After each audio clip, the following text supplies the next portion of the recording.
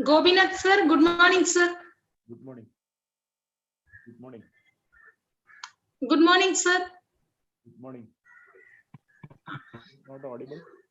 Hello. Sir, could you wait 5 more minutes, sir? Yes. Sophie ma'am told me that you will connect at 11:15. So I sent a message to the students at 11:15. So Okay. I will communicate the students. Yes. No problem. Sir. Thank you, sir.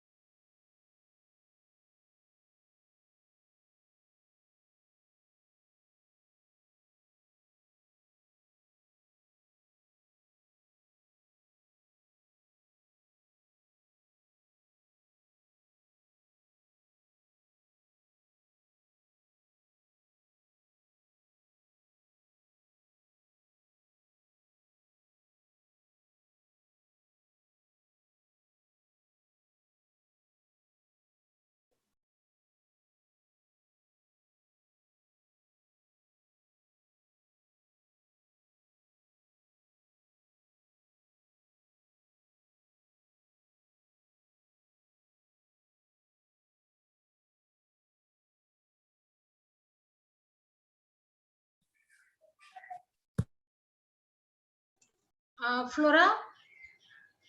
Flora? Shall we start, Flora? Let them join. Okay, sister, sure. 125 students connected. Let them join. Okay. Okay. Jennifer? First person is connected. Okay. Jennifer, can you start the program? Yes, ma'am, I will.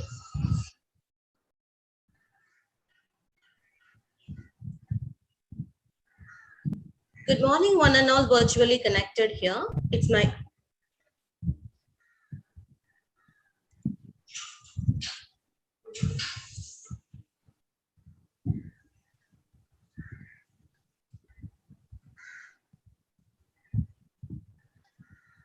Good morning, one and all virtually connected here. It's my honor to welcome you all for the 24th day of the National Online School on Biotechnology, organized by Marian Star Center, St. Mary's College Autonomous Thoothukudi, sponsored by the Star College Scheme Department of Biotechnology, New Delhi.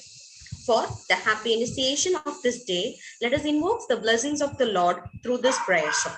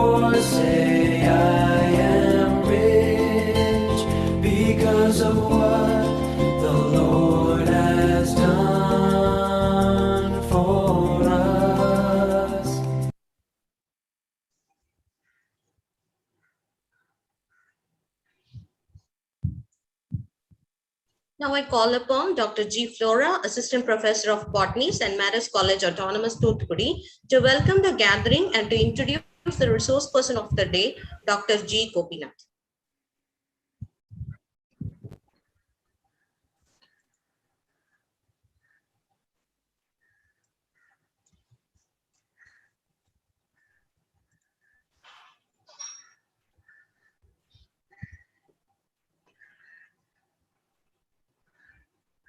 Respected resource persons, C. Gopinathan, Sister Principal, Sister Secretary, Program Coordinator, members of the staff, and my dear students. Wish you all very good morning. I had the privilege of warmly welcoming everyone to this 24th day National Online Summer School on Biotechnology, organized by the Marian Star Center, Department of Botany, St. Mary's College, Thoothukudi, sponsored by DPT Star College Scheme, New Delhi, India. First, I would like to welcome our resource person, C. Gopinathan, Associate Professor, Dean of Biotechnology, University of Calicut, Kerala. At this point, I am very pleased to introduce him to this forum. He is an erudite academician and researcher. He has more than 20 years of teaching and research experience in industrial biotechnology. He has completed MTech in biotechnology from Anna University of Science and Technology, Chennai. He has completed his MSc in life sciences with specialization in microbiology, industrial microbiology, biochemistry, and human physiology as additional subjects. He is the first patent holder in the University of Calicut. His 74 crore project proposal is under discussion for commercialization with the AB in Belgium, the largest beer manufacturers in the world. He is a technology provider for upcoming 9 Force Bioenergy project in the university campus using vegetable and fish waste. He is a technical consultant for Union Territory of Lakshadweep and Corporation of Calicut, Kerala for biomethanation projects. He has presented his research works in industrial biotechnology at various international biotechnology conferences held in Boston, Madrid, Bielefeld, Dubai, and Colombo. He has got many trainings from several leading industries from all over India. He has worked as principal investigator for a UGC funded project on Bacillus thuringiensis based biopesticide production to control mosquitoes, and as co-investigator for the Department of Biotechnology funded project on watershed management. He has designed fermentation technology protocols for a variety of microbial products and execute large-scale waste management projects for solid and liquid waste as part of real biotechnology.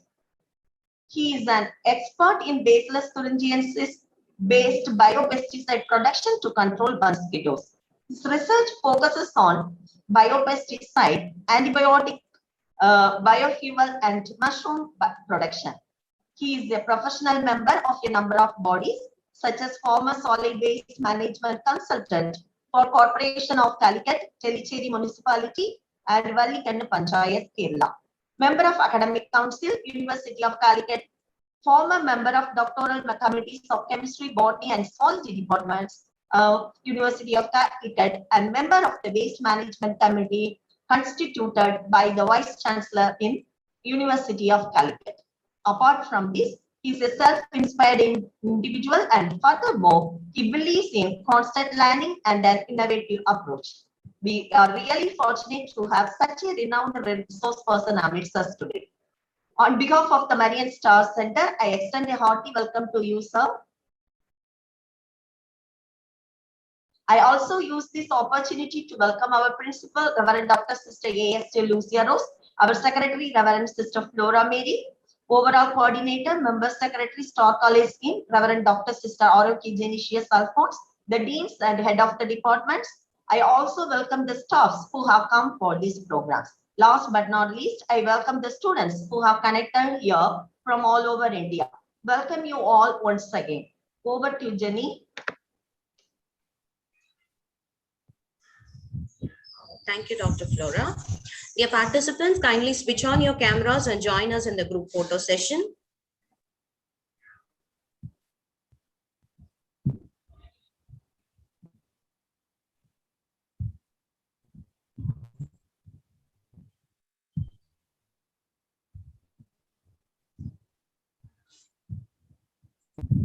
Dear participants, kindly switch on your videos.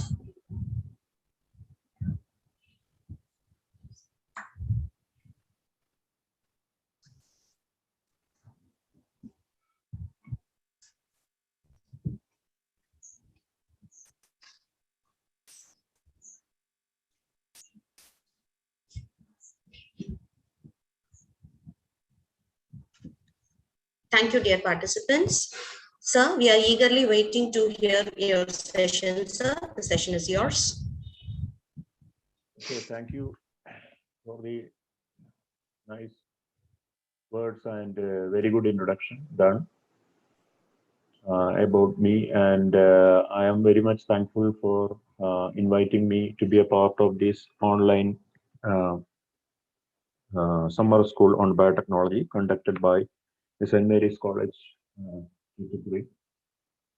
And a lot of students have joined already. So I would like to share my experience. Since I have got years of experience doing field level projects. So how to connect it from what you are learning from your college and lab and to what is actually existing outside that. There is actually a lot of difference when you scale up projects. So I think this presentation will be useful and interesting to you.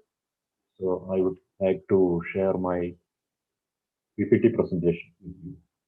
Thank you very much. Excuse me, sir, your voice is very low. Can you improve your voice?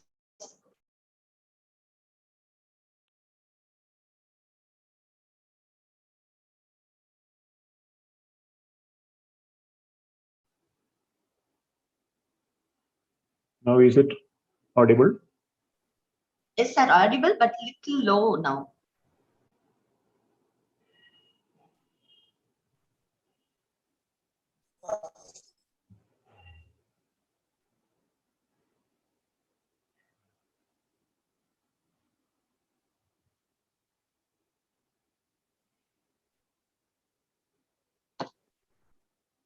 Is it visible, this PPT? Yes, sir, visible.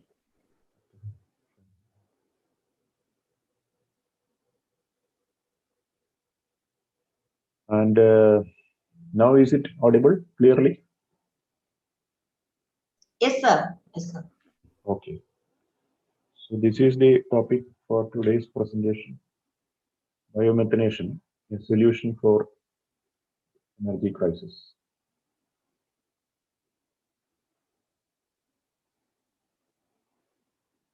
So before going into, just look at the definition of biotechnology itself. The main concept involved is that the use of living systems and organisms to develop or make useful products, or any technological application that uses biological systems, living organisms, or derivatives thereof to make or modify products or processes for specific use.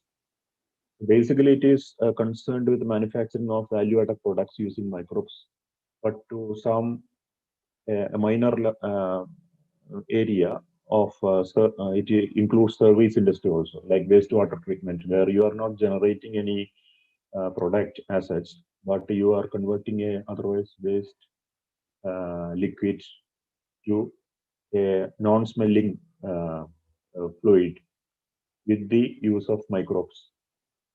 But main application is, of course, production of different compounds like antibiotics, vitamins, enzymes. And I think today we have got more than 400 plus products produced using biotechnology. And out of that, one of the product is biogas, or specifically the biogas consists of almost 65 to 70% methane, and the remaining is carbon dioxide.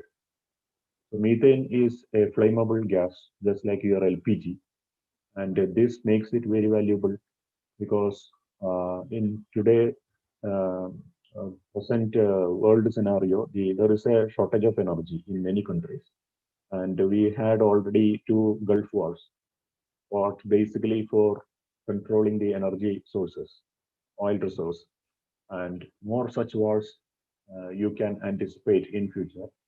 And now you can see that within a very short time, the petrol prices has gone from 70 rupees to more than 100. And this is a warning sign. Suppose it goes to some 200 or 300 in the next 10 years, how many people can afford? And the whole life will change, and it will bring untold misery and poverty to many sections of the people, because without energy or without fuel, people can't move. And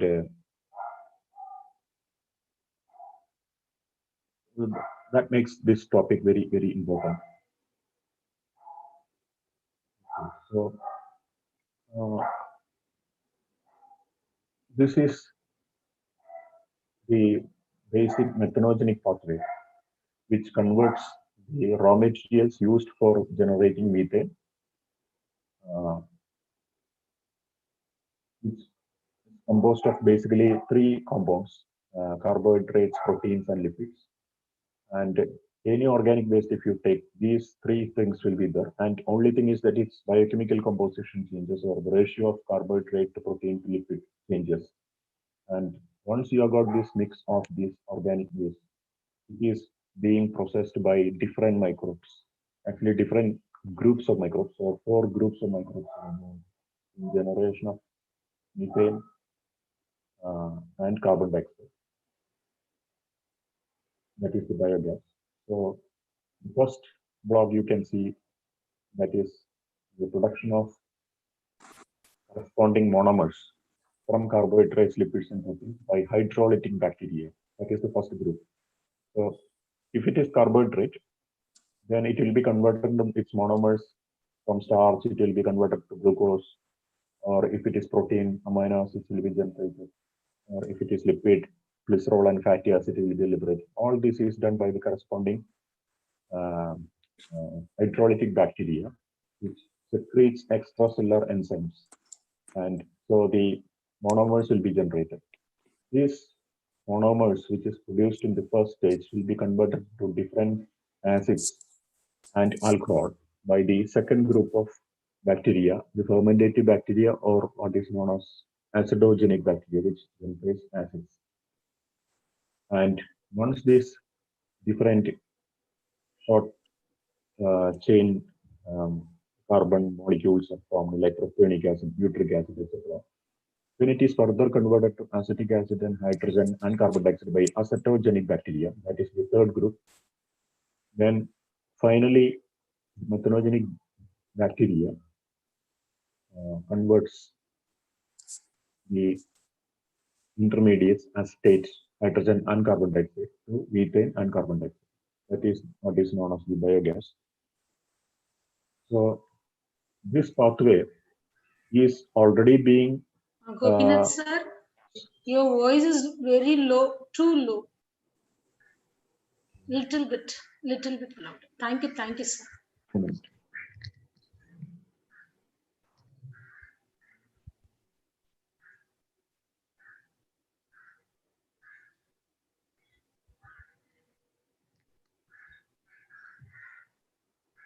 Hello. Now it's clear, sir. Okay, we'll continue. So. Yes, sir. Yes, sir. Shall I repeat the previous slide once more? This one, sir. Yeah.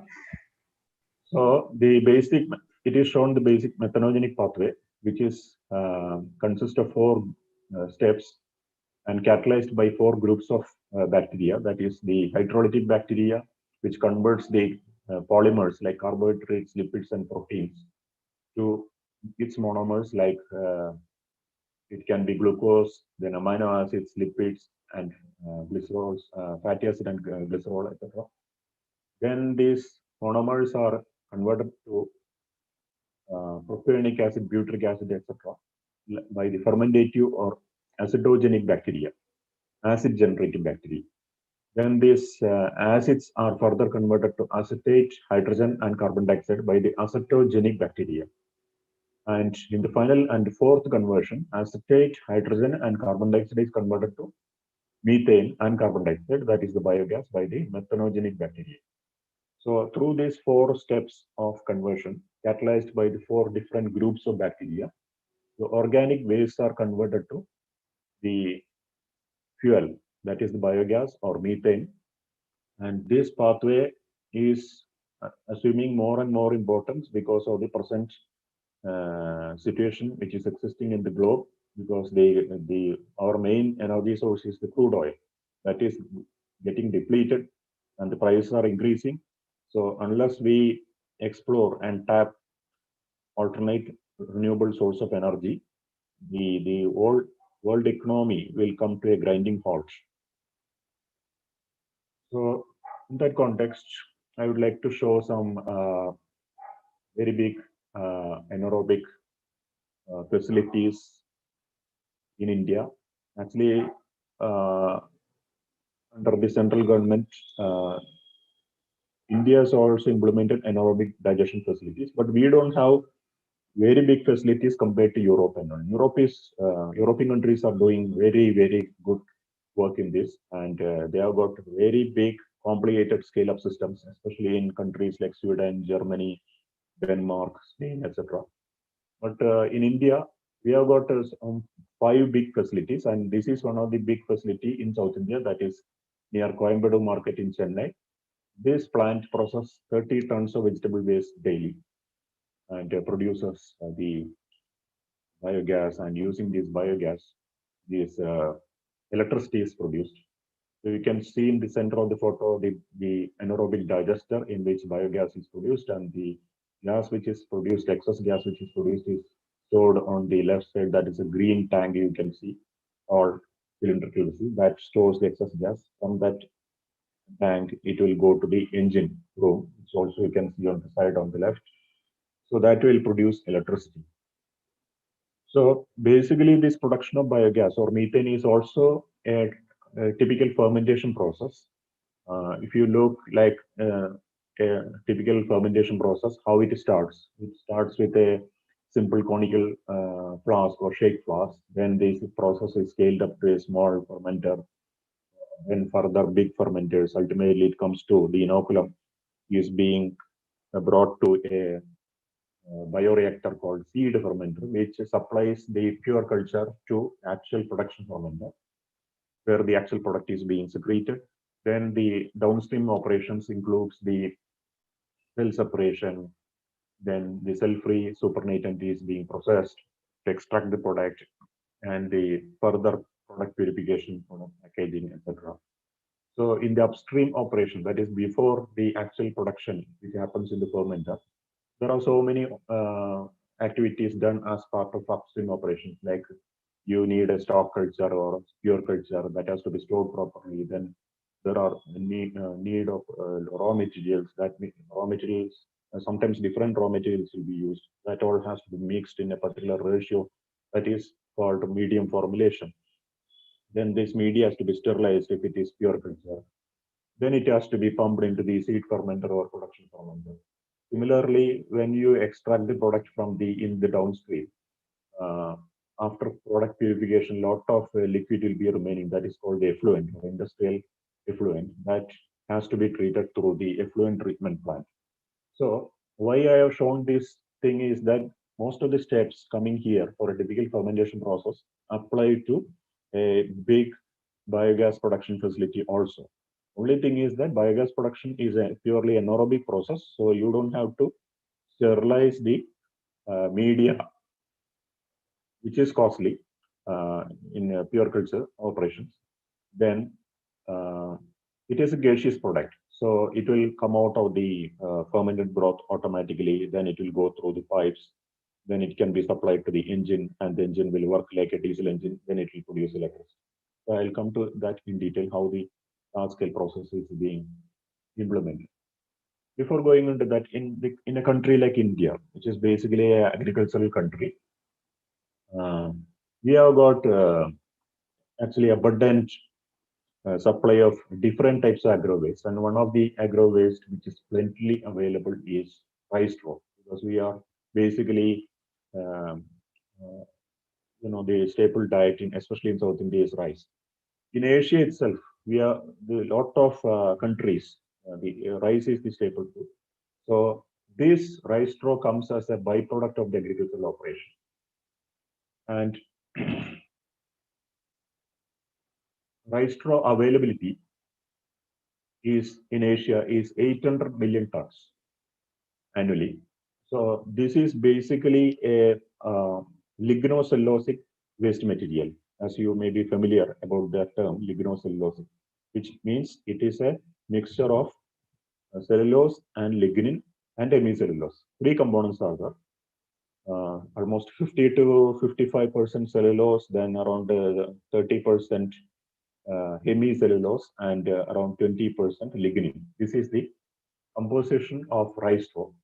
So out of this, if you take the cellulose, which is digestible and assimilable to different types of bacteria, this is a polymer of glucose, cellulose. So it is theoretically equivalent to like having 400 million tons of glucose in the field, because total availability is around 800 million tons. But that is the theory part. But how can we effectively make use of these 400 million tons of glucose, which is available in the field in the form of a polymer, cellulose? And if we can do at least 5 or even 10% of this conversion of otherwise available cellulose or glucose to biogas or methane, much of our problem, what is existing today because of shortage of fuel, will get vanished. That much quantity of raw material is available. But in the present context, we are nowhere near the required implementation scale. Another waste material which is plentifully available, especially in India, is bagasse. That is the sugarcane trash, which comes out of the sugar producing industries. And they crush the sugarcane, they get the juice, then they concentrate, and they further some polishing processes. That's how they produce the sugar. But the trash which comes out is again lignocellulose material. So it also is one of the best material to be used as raw material for biomethanation process. I think it's audible now. Is it audible? Audible, sir. Audible. Yeah. Okay. Then another byproduct because of the agricultural operations is rice husk. This also has got this cellulosic content and all, but this is not a very favorable substrate like rice straw and all, because this contains silica. So an effective process has to be developed to remove the silica.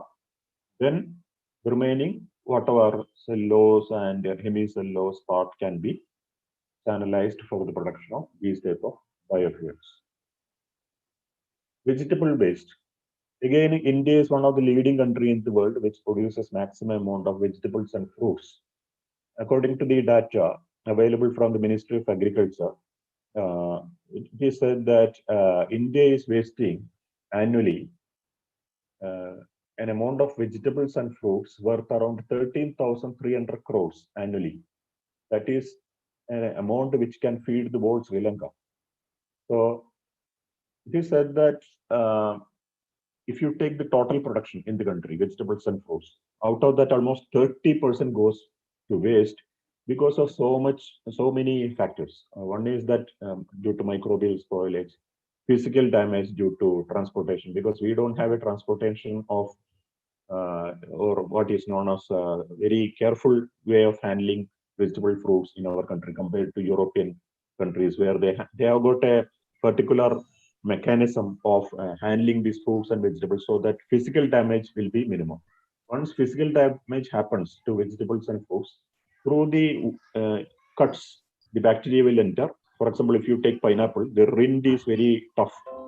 But if you make a cut in the rind of the pineapple, then inside is a very nutritious juice. So the bacteria easily enters and multiplies, especially in a hot climate, like our country is a hot country that way. And immediately it will be perishing. So perishable products, if you take fruits or vegetables, it can't be stored for long, especially with a lot of physical damage while transportation, loading, unloading, etc. Then fish waste. Again, India is having one of the longest coastline in the world, starting from Gujarat to Calcutta coast, around 7,200 kilometers. I think very few countries in the world have got this much long coastline. So every day we catch millions of tons of fish. And if you look at the data, it is again very relevant that out of the total catch, almost 25 to 50, 30% goes as waste. And in big harbors, what they do, they dump all this fish waste back into the sea, causing aquatic pollution. Okay. And also, we don't have a very scientific way of dealing with this waste, even whether it is in market or in other areas. But the main damage or the damaged fish waste comes in the landing sites. So I have seen in Calicut harbors and all, when there is an export section, so they collect the very good fish, select it for export. The remaining trash they dump into the sea itself. So that causes a lot of aquatic pollution. And this is a waste which contains with a high nitrogen content. So we can effectively use it as one of the feed material to produce biomethane from agro waste. And coming to starchy tubers like tapioca, then purple yam, taro, etc. But out of that, the most popular and the most edible variety is tapioca, of course. In Kerala and Tamil Nadu, tapioca is cultivated in a lot of areas, and in Kerala, a lot of people eat tapioca. And this is a big industry in some countries like Thailand. Millions of tons of this is being processed annually, and tapioca peel waste is produced, which can be channelized as one of the raw material for production of biogas. So I have mentioned about this rice straw and bagasse, which is quantity-wise more available compared to other materials. So let's look at the structure of a typical lignocellulosic waste material. It is basically contains three components, that is the cellulose, hemicellulose, and lignin. And unfortunately, the cellulose and hemicellulose, which is the digestible part, is encased inside a outer lignin coat that is shown in the red. So lignin is a polyphenolic material, and it is not usually easy for the generally available bacteria to digest the lignin. So they may be producing different enzymes like cellulases, which can digest cellulose to glucose. But for the enzymes to access the cellulose microfibrils, which is inside the lignin coat, outer coat, the outer coat has to be ruptured. So that is one of the technical limitations in processing agro waste like rice straw and bagasse for the production of methane. So different methods have been employed to rupture this outer coat of lignin. Chemical methods, physical methods, and biological methods. Out of the one of the popular method is steam explosion method, where you use high pressure steam using a steam chamber. You put this agro waste inside the chamber and apply high pressure, and suddenly you release the pressure. Then the fibrils will break and the outer coat will be ruptured. Then the extracellular enzymes produced by the bacteria can access the cellulose fibrils sitting inside. That is one way of doing it. Then another method is chemical process using sodium hydroxide. Sodium hydroxide, as you know, is a alkali, and it can very easily remove this lignin. And you can see that you just takes, for example, 1 kilogram or half a kilogram of rice straw and just immerse in a solution of sodium hydroxide in a bucket.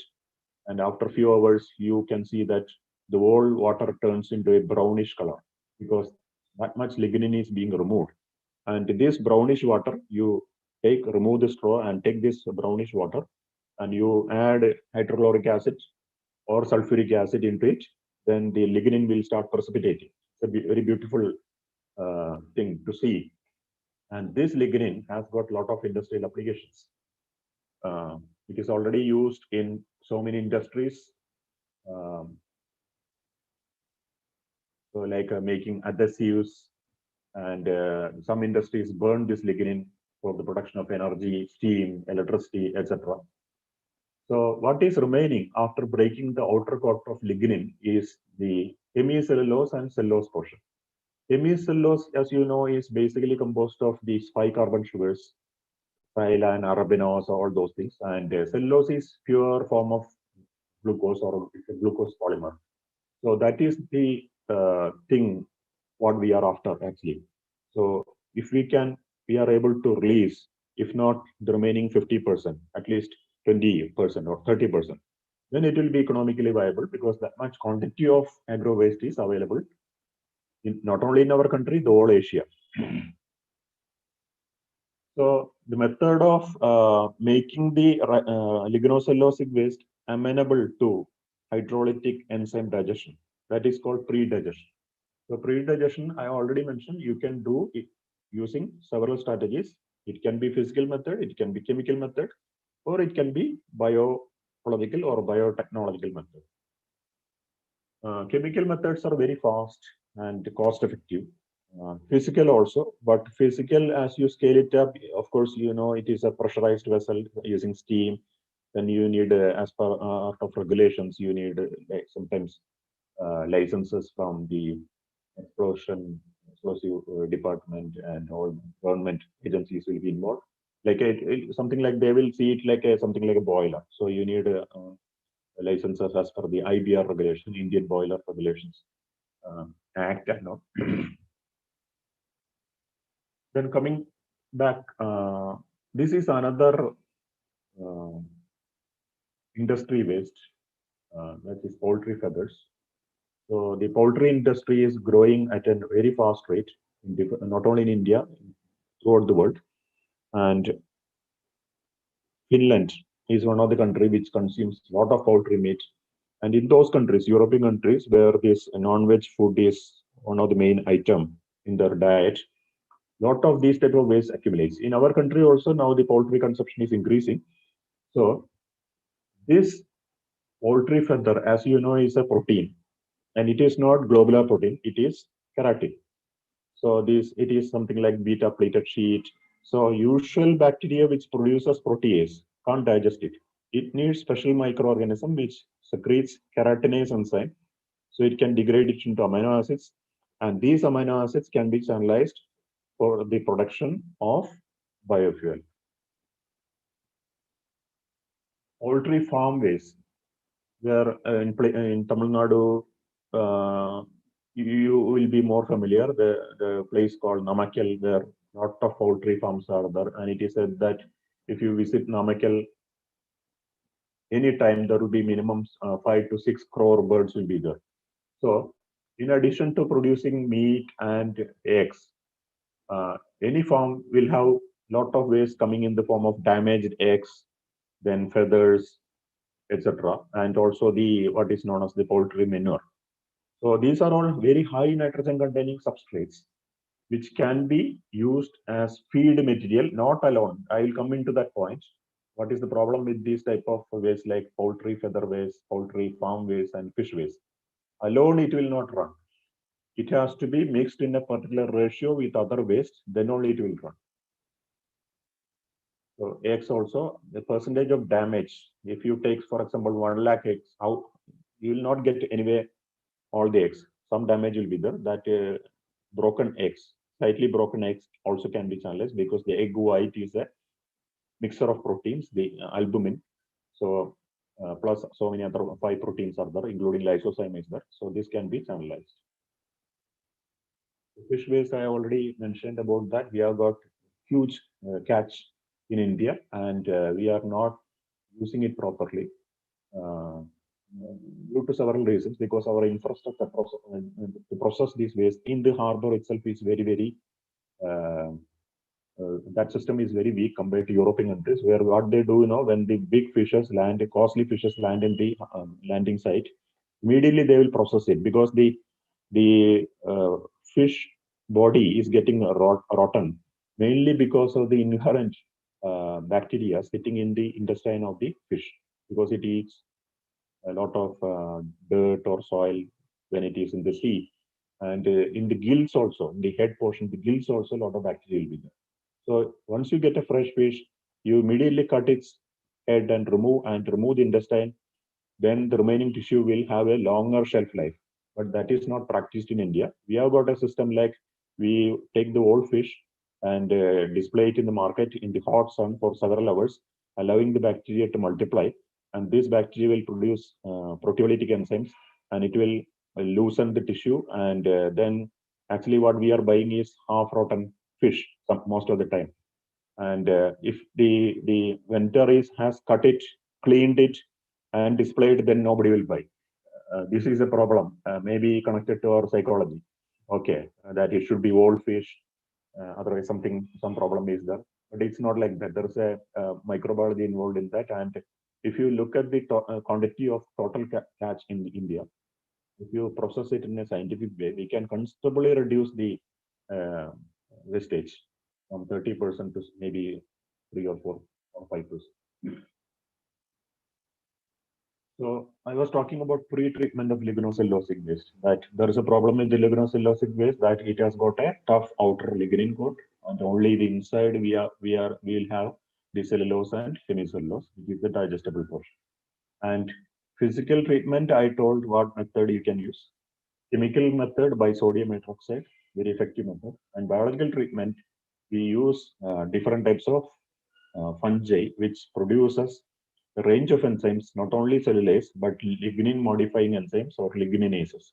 So one of the effective biological treatment is done by Pleurotus florida fungi. It is called oyster mushroom. It is an efficient producer of lignin modifying enzymes. There are some other fungi also, like Trichoderma, Ricci. All these can secrete abundant quantities of lignin modifying enzymes, which can digest the outer coat of lignin and make the cellulose accessible to other bacterial enzymes. Bacteria is usually doing the catalysis for biomethanation, not fungi. So fungi, we can use it outside the bioreactor as a pre-treatment. Then this fungal pre-treated biomass, where the lignin is being digested, can be fed into the bioreactor, where the 4 groups of bacteria is sitting. The first group is especially producing hydrolytic enzymes. So these enzymes will break the cellulose into its monomer glucose. Then the second group will take it over. So this is structure of lignase enzyme. It is having metal compound metalloprotein, and like magnesium, all these things are attached to its active site. So in large scale plants, when you work with agro waste, especially very crude materials like bagasse, rice straw, in order to increase the speed of digestion as well as the efficiency of digestion, the particle size is one of the parameter which decides at what rate you will digest a particular waste material.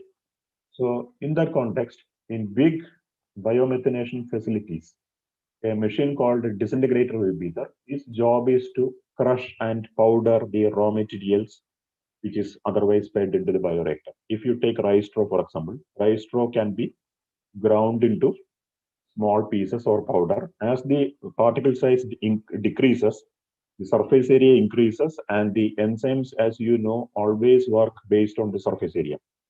The job of the teeth in our buccal cavity or mouth is the same.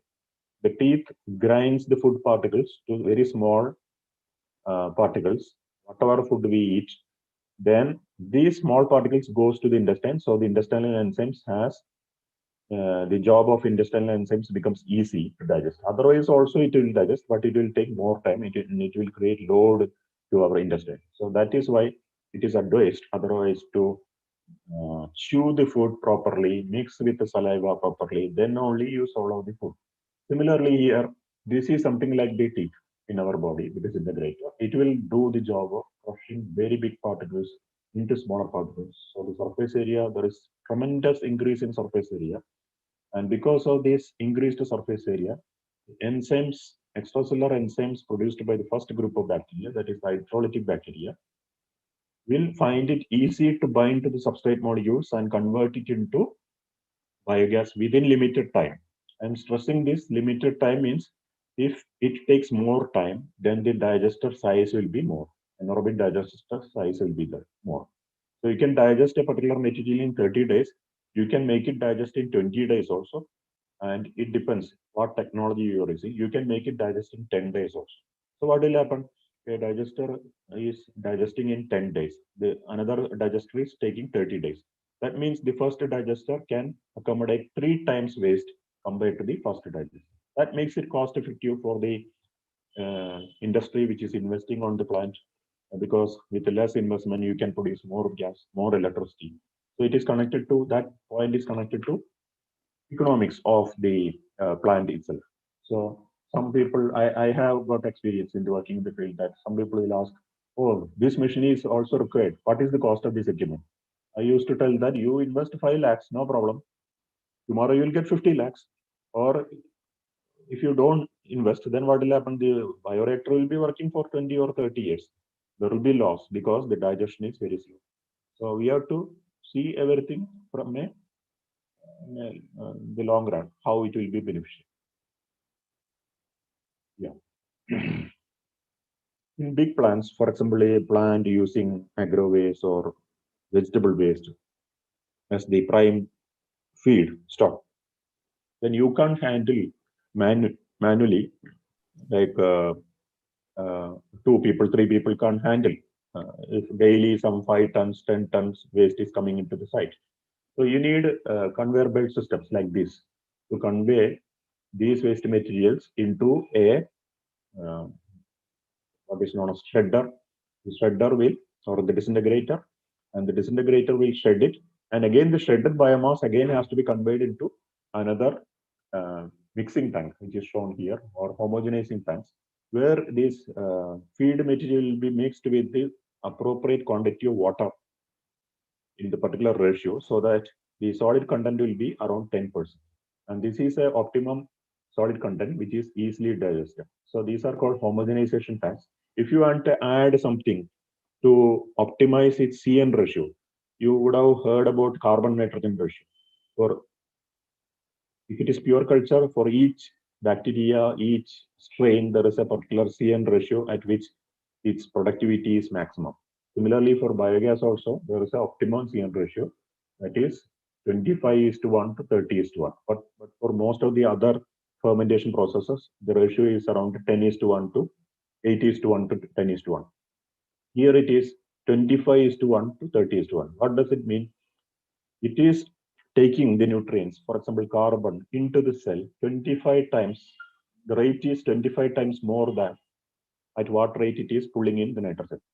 So 25 parts of carbon is absorbed, then it requires 1 part of nitrogen also to be pulled into the cell. That is the meaning.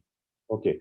So the question is that the feed material which you are supplying has got this ratio of carbon nitrogen availability in that. May not be, because if you take, for example, rice straw, its carbon nitrogen ratio is 60:1 to 80:1. So what we require is 25:1. So 6 or 25 parts carbon, there should be 1 part nitrogen. There is no nitrogen for 25 parts. When you will get 1 part nitrogen? When you have 60 parts or 80 parts carbon. So that means that substrate or the feedstock has got more of carbon and very less of nitrogen. So in that context, we have to increase the content of nitrogen. That's why I suggested for big plants, since we have got a very long coastline, we can think of mixing fish waste as a nitrogen supplementing material, not fish waste alone. Fish waste alone, if you feed, what will happen? It is a high nitrogen containing material. Then it will be digested by the bacteria, metabolized, and during deamination process, which you would have studied, deamination process, ammonia will be produced. Ammonia is highly soluble in water, so the pH will drift to alkaline. And once the pH drift to alkaline, like 9, 10, etc., then there will not be any biogas production, because the optimum pH for biogas digesters is between 7.5 and 8.5. So when you feed nitrogenous material in large scale plants, you should be very careful. If you feed it alone, definitely it will not work. And otherwise also, you have to check what is the optimum and what ratio is possible with the particular carbonaceous feedstock which is available there. If it is rice straw, it has got a carbon nitrogen ratio, particular value. If it is vegetable waste, it differs. If it is bagasse, it differs. So then the ratio of the or the quantity of fish waste which is mixed with the rice straw, bagasse, and vegetable waste vary. Okay, so for this, these homogenizing tanks are used. Then this is the photo of a very big facility. You can see a cylindrical tank, that is the anaerobic digester, and in which the biogas or the methane is being produced, and the gas, excess gas, because once the bacteria starts producing the gas, it is a continuous operation, and even during night it produces. So if we are not producing electricity during night hours, then excess gas will be produced, and this gas is stored in the what is known as the gas holder, which you can see on the left side, a globular structure. Now the modern gas holders are all with a double membrane. Different synthetic materials, UV resistant materials are coming. So these will stay for long duration also. And there are even sensors attached to the gas holders. So in a control room, we can see what is the pressure, and if pressure overshoots, then there are mechanisms to release excess pressure by the pressure switch, pressure valves, etc. And so that there is no explosion possibility. This is a flammable gas like LPG. So care should be taken, and all the safety measures should be implanted as part of the big facilities. So this is a sectional view of an anaerobic digester. You can see that the tank is filled some 70 or 80% with the fermentation fluids, and the anaerobic bacteria works on the substrate, producing the gas bubbles which goes to the top of the reactor, and the yellow portion is the head space where the biogas or the methane accumulates. And in this digester, there is a mixer also, which helps to mix the contents. Otherwise, there will be a tendency for settling of the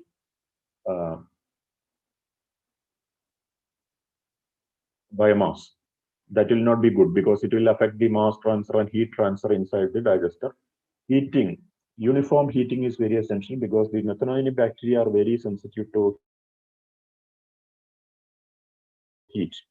If there is more than plus or minus 2-degree fluctuations, then the methanogenic bacteria will become inactive. So it is very much essential to maintain the temperature in a uniform way throughout the digester. That can be achieved by mixing, although air is not needed because it's an anaerobic process. Mixing is needed. Then the liquid which comes out after the digestion, it is called the slurry or the effluent, which is a very high value fertilizer with a very good NPK value. NPK, you may be knowing what is nitrogen, phosphorus, and potash. So these were the type of gas holders I was telling about storing excess gas. And you can see a stainless steel power-like thing on the left side of the photo. That is what it is known as the flare-up. So even if the gas holder is not able to store the excess gas beyond a pressure, then the excess gas can be burned off. And now modern flares there are two types coming. One is that open flare, where you can see the flame, and in some areas you can't. The authorities will not allow you to flame it like that. Then you have to go for a closed fire system. So the flame will not be visible, but it is costly.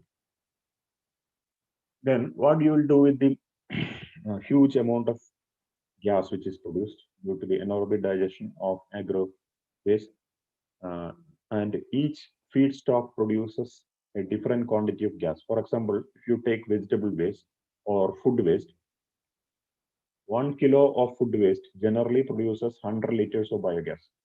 But if you use vegetable waste, the quantity will slightly increase depending again on the composition of what type of vegetable mix is there. It can even go to 120, 140 liters per kilo. But if you take, for example, fish waste, the yield is more because it is nitrogen containing or protein. So per kilo of fish, you will get 200, 220, or even 240. But if you take fats, lipids, etc., the further increase in gas will happen because the lipids are energy reserves without any water content. So it will go to 350, 400 liters per kilo.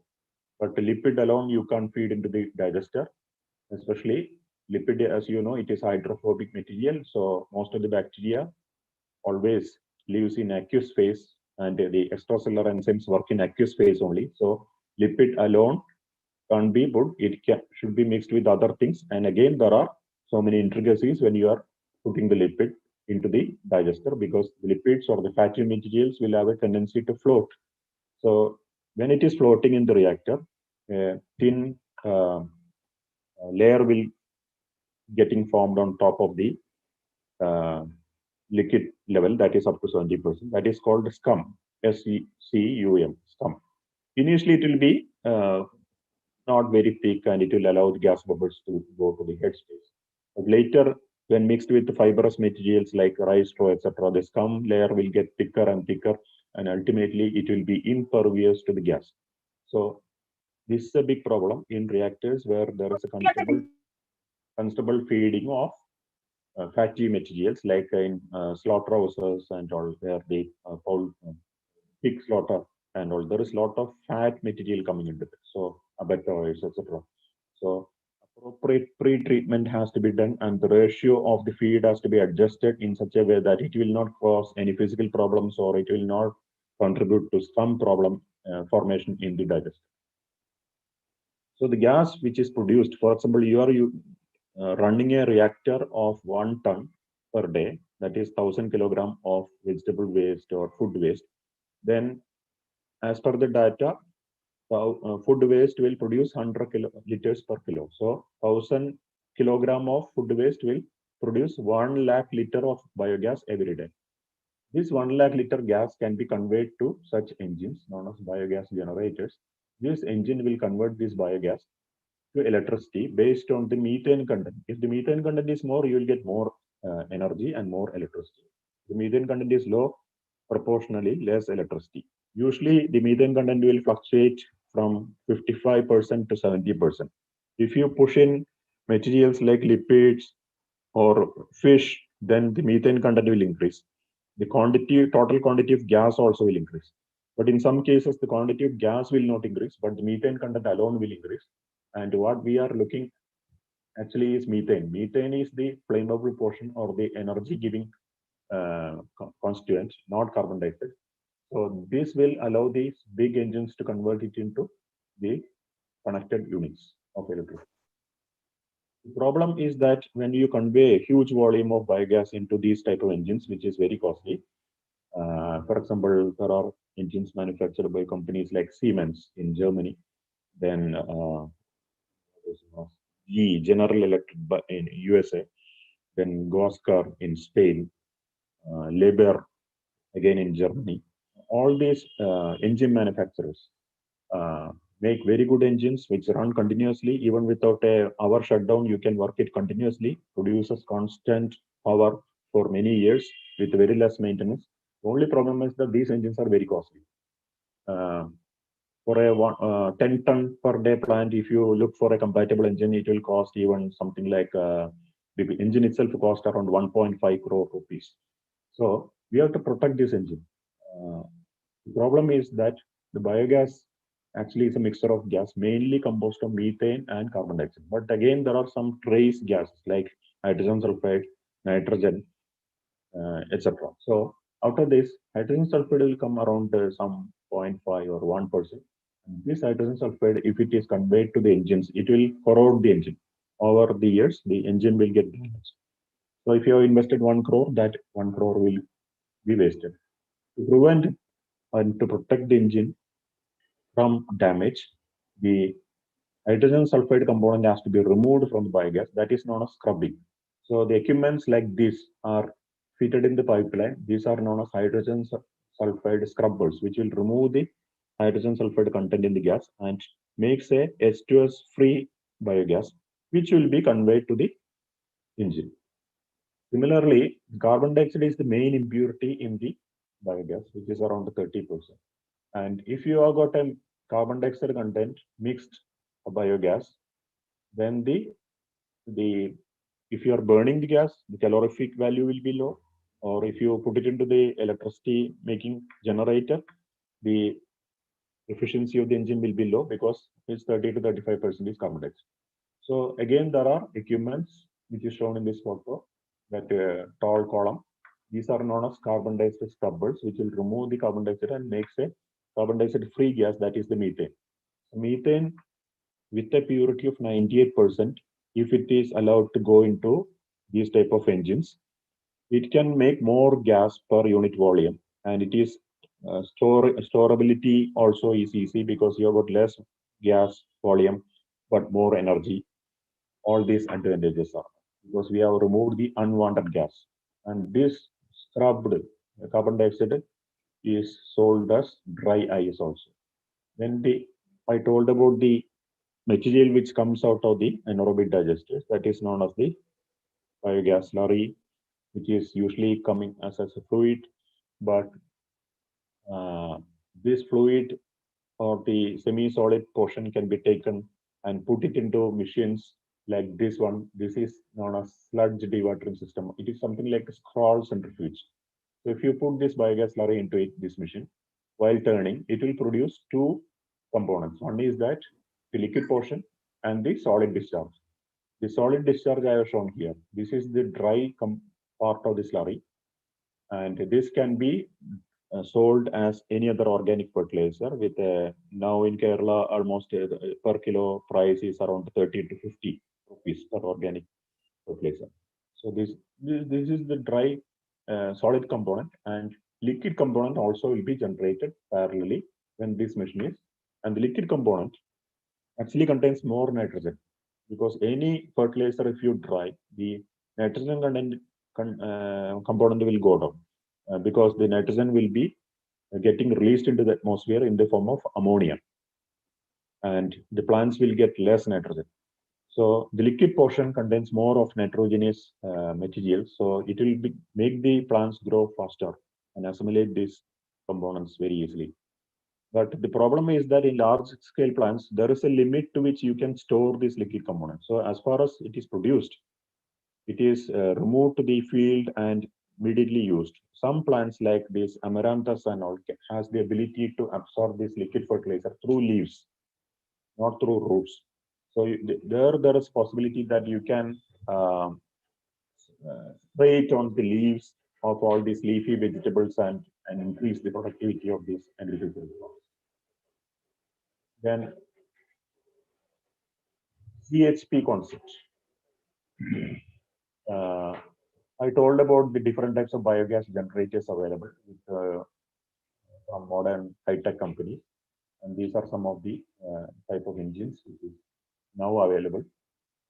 There is another added advantage with these machines also. In addition to making electricity, when the engines are working, it also produces a lot of heat, and this heat, which is produced in excess, can be used to heat up the digester. I told the digester should have a uniform temperature, especially this is a problem in North India and in European climate, etc., where the day temperatures go down in winter very low, and the methanoic bacteria is not active below 15 degree and all. It gives maximum production of biogas at a temperature of 35 degree, that is the mesophilic digestion, and another range at which it gives maximum biogas productivity is the thermophilic range, that is around 50 degree. So you can run the biodigesters at any of these two temperatures, either 35 or 50. But how to run a biodigester of big volume, for example, 10 lakh liters, 20 lakh liters without external heating, because the outside temperature is so low. Then these type of engines will come very useful. The slurry from the or the contents from the biodigester can be taken through a tube, and this will be these tubes will be going around the engine, so that while it is moving around the engine, it will get heated up, and this hot fluid will be again pumped back into the digester, where it will be circulated through the coils, which is placed just adjacent to the inner wall of the digester. That's how the temperature is being maintained. So all the temperature display, everything will be available in the control room. Accordingly, you can control this works like something like a heat exchanger. So external heat exchangers are used in some installations. So there will be a hot water tube which comes from the engine, and this hot water will transfer its heat to the biogas slurry, and this biogas slurry goes back to the digester. And in Chennai plants, they have already have all these type of modern equipments and additional attachments. So now in the world, the trend is to build bigger and bigger anaerobic digesters, because there is a company in Europe, in Ukraine, Zorg, Z-O-R-G. They are one of the leaders in anaerobic digestion, and especially in Europe, they do very big plants with the input capacity of up to 50 tons per day. So these are very, very complicated and sophisticated facilities with all, not only the anaerobic digester, but with all the other accessory elements which I already described. So they are foreseeing like this when the crude oil deposits or the petrol, diesel, etc. Gets reduced, and one day it will come to a situation like that, it is no more available. Then further, to run the world economy, we have to depend on these type of fuels only. There is no other option, because here the feed material is basically agro waste, and agro waste are basically forming because of the photosynthesis which is happening as part of the because of the sunshine. As far as the sun shines, then the photosynthesis will happen, and the carbohydrates, proteins, and lipids will be formed. And these are used as the feedstock for generating this much energy. So we have to go after these type of long-term sustainable technologies rather than fighting wars over what is almost already depleted. This is the overall flow sheet of biomethanation flow chart. This is what I told. It is having, this flow chart is having similarity to a typical bioprocess or a fermentation operation. So first is that in such big plants, a receiving tank will be there where the substrate will be brought, raw material will be brought, and sometimes there will be 2 or 3 more additives to mix it or optimize the CN ratio and some other reasons. So what is this, at what ratio they are mixing, usually they don't disclose because it's a commercial operation. Maybe the whole process may be patented or not. It depends. Okay. Then this thing goes to a mixing tank. I told about the homogenization tank where it can be mixed properly so that a slurry of a particular consistency is generated. Then it goes to a pasteurization tank. This pasteurization procedure is not very popular in India, but in Europe there are standards as per the regulatory bodies that, especially if you are using animal waste, it has to be pasteurized to kill the pathogens. Otherwise, what will happen? These pathogens may come in the slurry also, which is used as fertilizer for agricultural purposes, and that vegetables can't be eaten because there may be chances of residues due to the pathogens within the feedstock. But in India, these regulations are not followed. So we can forget about this third step of pasteurization.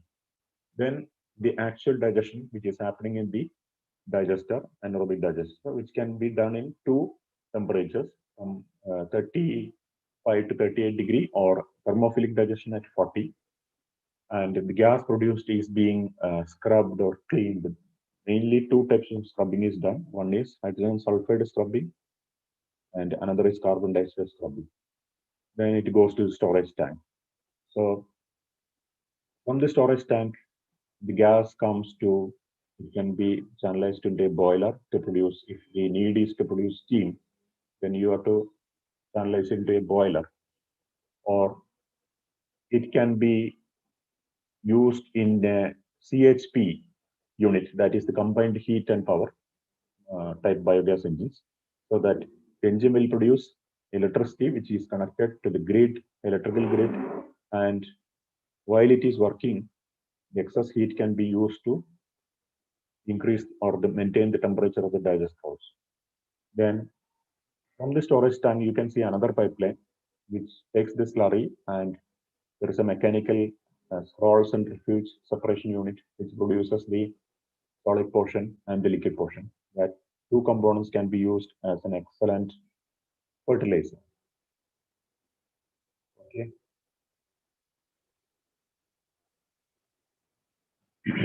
So as students, you will be doing a lot of experiments in the laboratory as part of your research, but when you do any project, try to understand its principle and also try to connect in what way I can apply it. Okay. Ultimately, we are doing all these things to apply and to reap the benefits. Otherwise, what will happen? Everything will be starting in the lab and ending in the lab. Then the society will not get its benefits, the country will not get its benefits. In order to go to the highest level of application from the basic, it's very important to understand for what purpose we are doing, what is the basic principle, what are the different steps. In industry, it is called a process. We call it in the lab like a procedure. In industry, they call it as process. Even process patent is there. That is why step by step a product is manufactured. What are the different steps involved? That is known as process. And this process, they usually don't disclose. They patent it, protect it. But in the lab, anybody can overlook and find out what is the procedure. So when it spills out of the lab, the procedure or the method spills out of the lab into an application oriented thing in the field, then it assumes a lot of commercial importance. That's why the process is not usually disclosed.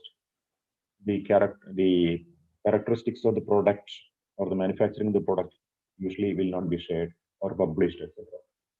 So what is important from a national angle or the societal angle is that we have to scale it up to industrial production. Then only the country will be benefited. So in the context of that, here I am showing a full-fledged bio anaerobic digestion facility, and more of such facilities should come, especially India is an agricultural country. So we have got millions of tons of agro waste, fish waste, and all the additives which is prepared to make it into a slurry and feed the corresponding bacteria. The bacteria will produce the valuable fuel, which will run the vehicles of this country, run the industries, run the whole economy. So this is very, very essential. How to study the different steps involved in scaling up the process from a lab level to industrial scale. Of course, there is an intermediate stage, what is called as pilot scale. So sometimes we are not very sure that what is working in lab may not work in the industry. So you can try with a intermediate stage that is called a pilot scale, and still it is very positive results. Then definitely with confidence you can move to industrial scale. So as students, you should be aware about the economics involved also. How to design a plant in a cost-effective way, because ultimately the investment should be low and the productivity should be low. Then only the business will go forward. Otherwise, people will be afraid to invest on such projects. So I'm coming back to the initial pathway, that is the methanogenic pathway. As to recapitulate what I already told, like it all starts with a mix of feedstocks or any raw material. If you take, it's a mix of basically three biochemicals. One is carbohydrate, another is protein, and fat. All these are being polymers, can be hydrolyzed by the hydrolytic bacteria to its monomers, amino acids, fatty acids, sugars, etc., further converted to carbonic acids, alcohols, hydrogen, carbon dioxide, etc., by the acetogenic bacteria, then to acetogenesis. That is the third step, where acetate and carbon dioxide is produced, and lastly, it is converted into the methane and carbon dioxide by the methanogenic bacteria, which is a strict anaerobe. In the presence of oxygen, it will never work. And this is the overall metabolic pathway and flow sheet. And this flow sheet, we have to remember and we have to make use of it maximum. Then only in future, we will be able to run the economy, because the other reserves are depleting. Another alternative other than methane is bioethanol. That is also an anaerobic process where there is a possibility of producing ethanol using the similar type of feedstock. there also these type of problems will come. Usually ethanol, as you know, is manufactured using Saccharomyces cerevisiae, that is yeast. Yeast don't have the ability to secrete cellulose enzyme. And it also don't have lignin modifying enzyme. So if you're thinking of about a bioethanolic manufacturing plant, then feedstocks like rice straw, agro waste, all these things, same problems are existing there. What technology you will use to pre-treat the material to make it available in a cost effective. So that is common pre-treatment. Once you are able to convert it into monomers, then the pathway differs. This is methanogen pathway. The other one goes through glycolytic pathway up to pyruvate, then through acetaldehyde and to ethanol. So the present energy crisis is being created by the man by doing several activities without any vision or thinking about the future. And our father of nation has also predicted so many years back by his popular statement that Earth provides enough to satisfy every man's needs, but not every man's greed. And I think this statement by this great person is still relevant today. And we should be very careful using natural resources. Otherwise, we may not be affected much, but definitely the next generation, younger people, and further will be in deep trouble. With that quotation, I stop this, and I hope that this presentation was useful and make you think and take appropriate action in solving these global issues. The main issue is bioenergy. Thank you. Thank you so much, sir, for your wonderful session. Dear participants, now the forum is open for discussion. If you have any queries, you can unmute your mic and ask the resource person directly, or you can put up your queries in the chat box. One second.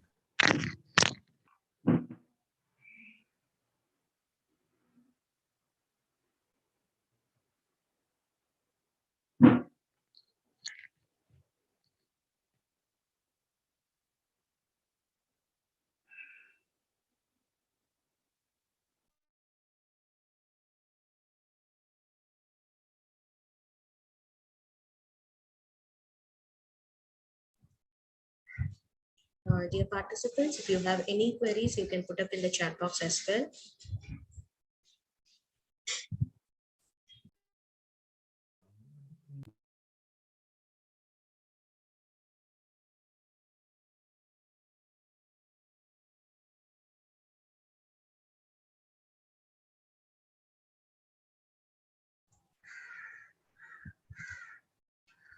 Jenny, Yes, sister? if there is no query, shall we move on to the feedback session? Yes, sister, because I couldn't find any question in the chat box as well. Yes, ma. Yes, ma. Okay, sister, we shall move on to the feedback I session. tell the resource person to stay connected in the online. Sure, sure. So thank you so much, sir. I hope that your session was very fruitful and very clear. That's why there is no query put up in the chat box. So thank you so much, sir, and kindly stay connected with us for the valedictory function as well. Okay, thank you. Thank you so much, sir. Dear participants, with this we have come to the end of the National Online Summer School Program. We are going to start with the valedictory function shortly. Before that, we want to hear your valuable feedbacks. Like how have you felt throughout this program and what are the improvements you need, and we are open for your suggestion as well. So kindly switch on your videos and your microphones and kindly give your feedbacks.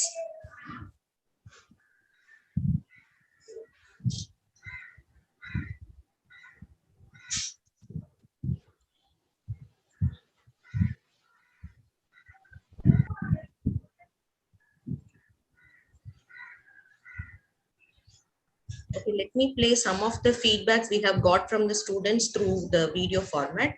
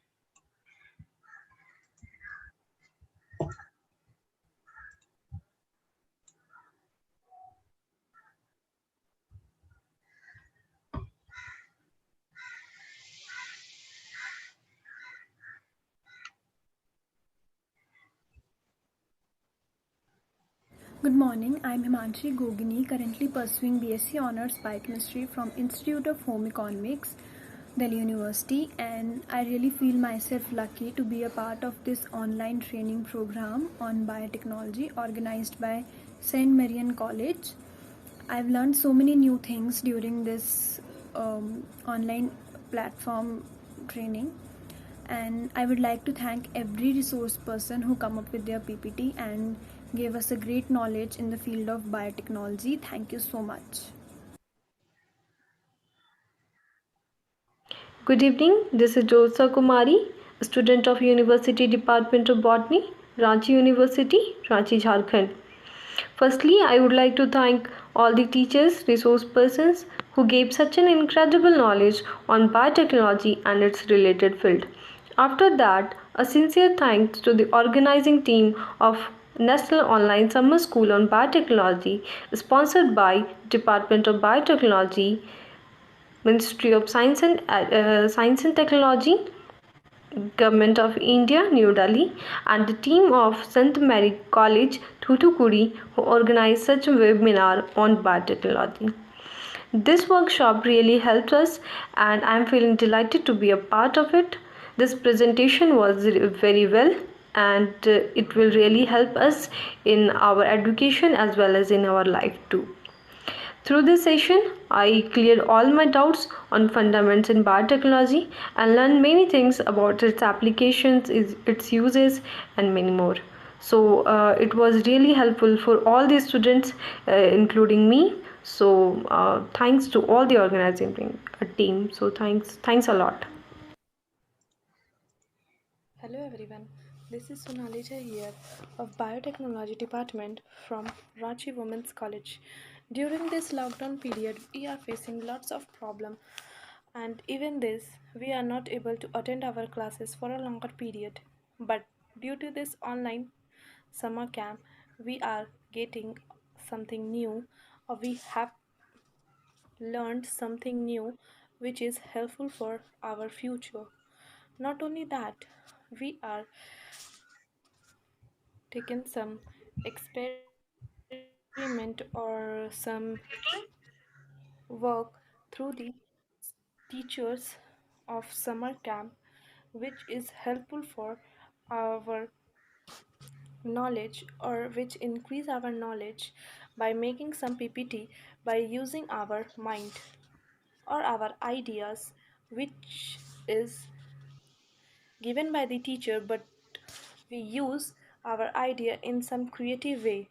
So I would like to thanks first our teachers, college teachers,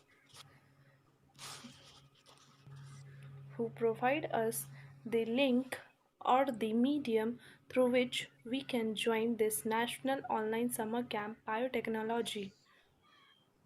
After that, I would like to thank the teachers who give or who provide us some knowledge on biotechnology during this lockdown period through this national online summer camp, or the teachers of St. Mary College who organized this program for our benefit.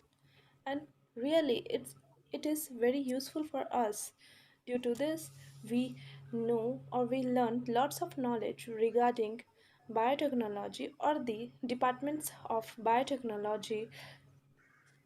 I will also like to thank our resource person who provide us lots of knowledge regarding a particular topic.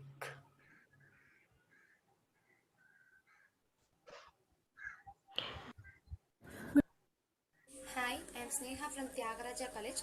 I'm really blessed to be a part of this online course organized by St. Mary's College, Department of Biotechnology.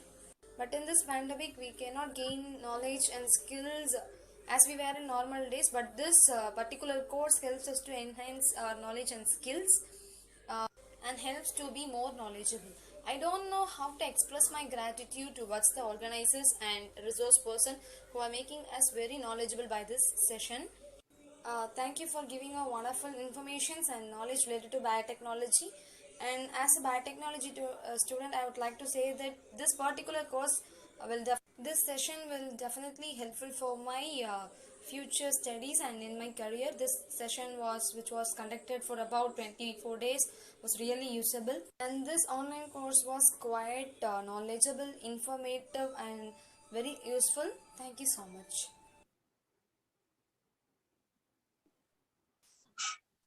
Thank you, participants, those who have shared their views through the videos. I expect the live participants to share their feedbacks also. If anyone is willing, you're most welcome to share your feedbacks right now.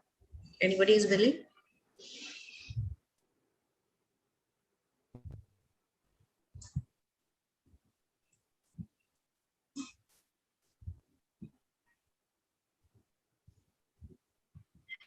Okay. Thank you so much, dear participants. Like those who have given in the video format, thank you for your feedbacks. It will help us to improve ourselves. Now, without any further delay, I request all the participants to join the valedictory function. Welcome one and all. I request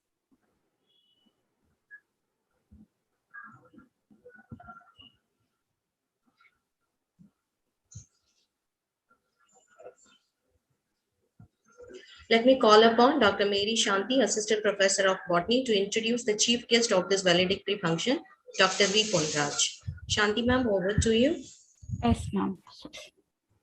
A very good noon to one and all connected here. Learning gives creativity. Creativity. Shanti, 1 minute, Shanti. Yes, sister. Shanti, 1 minute. Yes, sister. Sure. Kindly check whether the resource person is here. Yes, sister. Sir is there. Ponraj sir is here. Yes, sister. Sir has joined earlier.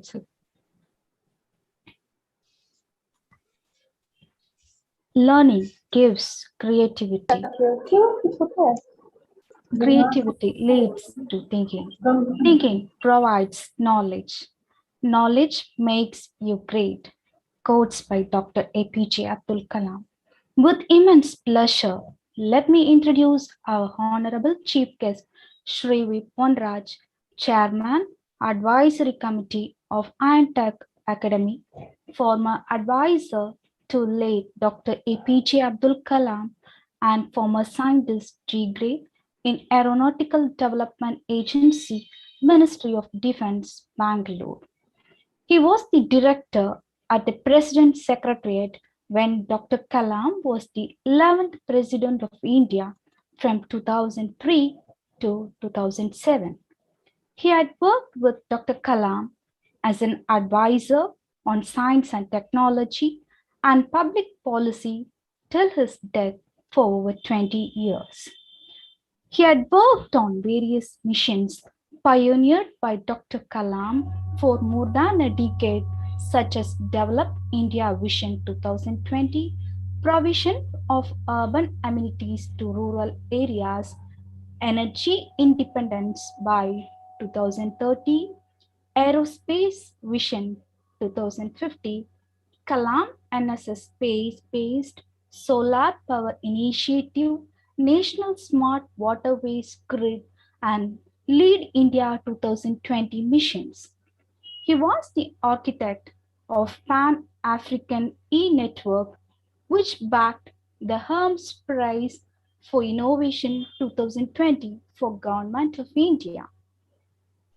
He has also worked with Dr. Kalam in evolving the missions for developed states for 15 state assemblies in India and worked with state and central government authorities and some of the chief ministers in evolving a development plan and manifesto for the states. He is an expert in ICT in the domains such as aeronautics, simulation, virtual reality, networking, software development, and e-governance, education and healthcare, and public policy.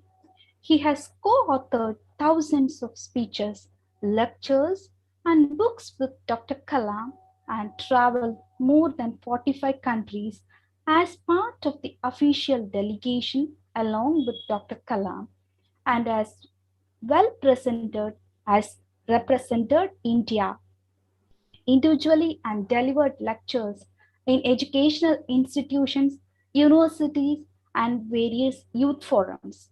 He is an expert member of Shyama Prakash Mukherjee Rural Mission of Government of India under the Ministry of Rural Development.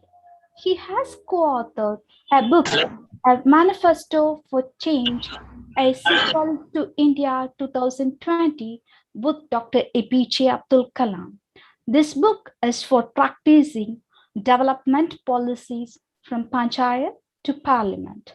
Currently, he is in the process of completing the book co-authored with Dr. APJ Abdul Kalam on Freeze After Storm, a development vision for Tamil Nadu.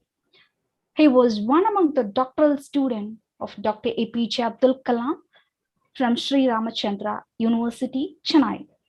He is also mentor and advisor to Dr. Abdul Kalam Vision India movement to realize the vision of Dr. APJ Abdul Kalam. The presence of such a great personality to get connected amidst us in the valedictory function of National Online Summer School on Biotechnology is a blessing. We hope that the students are able to seek guidance and imbibe something from your thoughts. Talent and skills are the crops that are nurtured, groomed, and given all possible opportunities to grow and bloom. Welcome you all.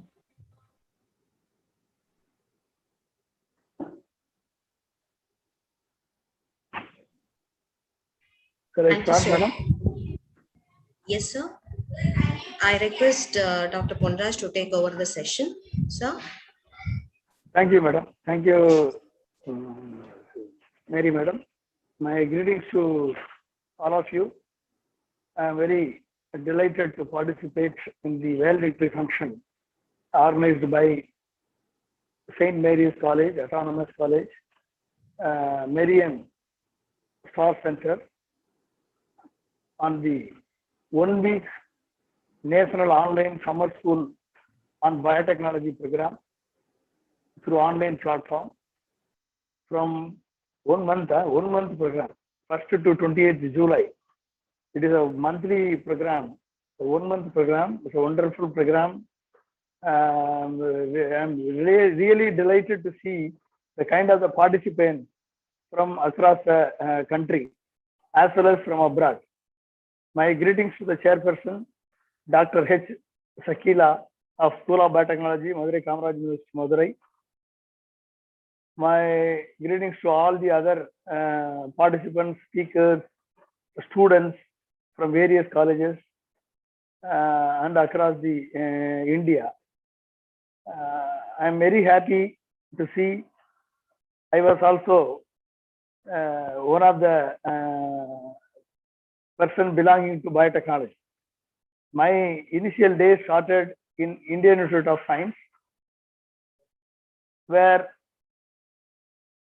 I started my career in biotechnology in Bioinformatics Center in Indian Institute of Science, Bangalore.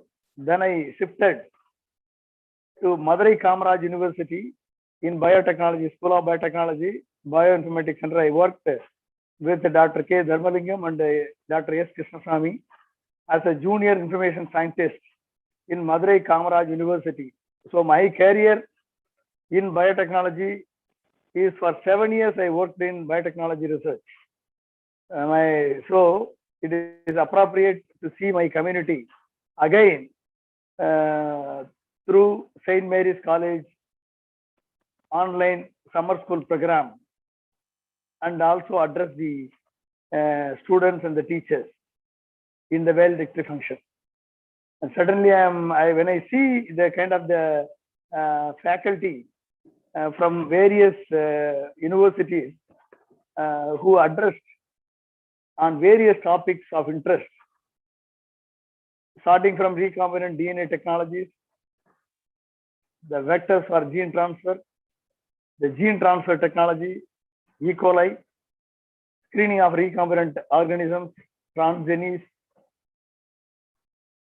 Then I could see my friend Dr. S. Arokiraj, who is currently as assistant professor in South Korea, Department of Food Science and Biotechnology. We had a close interaction during the COVID time. He is working on medicinal plants and COVID disease management. And I could see the participation from South Korea on livestock science and secondary metabolites in plants and their benefits, role of inhibitory molecule in the activation of CD8 T cells during the retrovirus infection. So what a wonderful topic that has been selected and given to the students. It is very, very unique, which will give them a great opportunity for them to work on that. Like genome editing in crop improvements, digital disruption in life sciences and healthcare from Bangalore and also from Israel.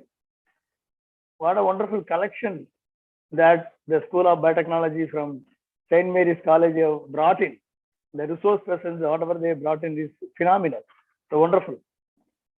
A college in the southern part of Tamil Nadu in Thoothukudi can bring such a wonderful participation from across the world is phenomenal.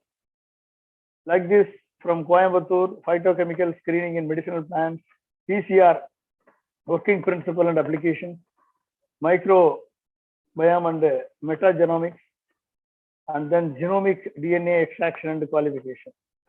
So when I look at all these things, like drug discovery and development, then recently, today, I think maybe environmental biotechnology for sustainable future, current perspectives of stem cells and its application, eco-friendly energy storage technology, design approach on treatment types and technology of industrial wastewater management, then surface enhanced Raman spectroscopy for environmental analysis, and at last biomethanation solution for global energy crisis. A wonderful combination of people that you have brought in gives a kind of a confidence and confidence that certainly we are the academia as an academic institution. Certainly, the St. Mary's College is leading in its might to in the biotechnology research. My hearty congratulations to all of you. All the resource persons and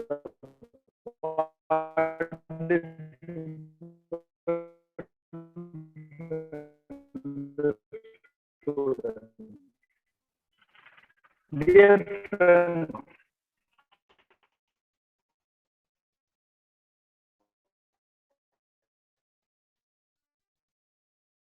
if you look at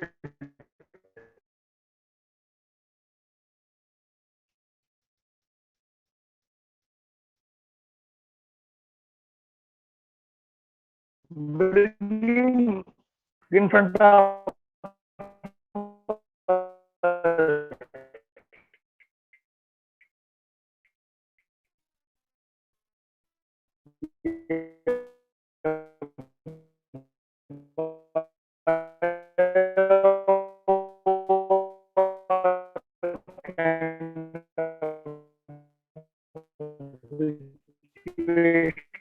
Excuse me, sir.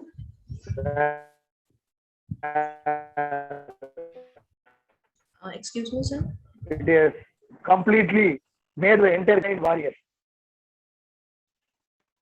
But you are a backline warrior.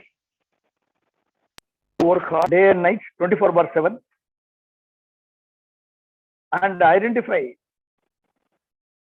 the presence of the virus in the swab through RT-PCR or TrueNAT, and identify the antibodies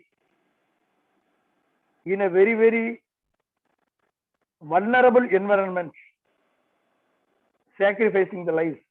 Really, the corona pandemic has brought limelight towards biotechnologists, limelight towards microbiologists, limelight towards the virologists. Dear friends, in 2000, year 2000, when Dr. Kalam has announced the Developed India Vision 2020, he has predicted two kinds of wars which is going to take place. The one war is going to be a bio war, the other war is going to be a cyber war. Bio war, whether you like it or not, whether it is proved or not, there are many theories which is roaming around with the evidences that it is the virus which has been designed and deployed in Wuhan laboratory. But we do not have a proper conclusive proven evidence that it is a bio war, but it looks like bio war. The kind of the infections that it carries on,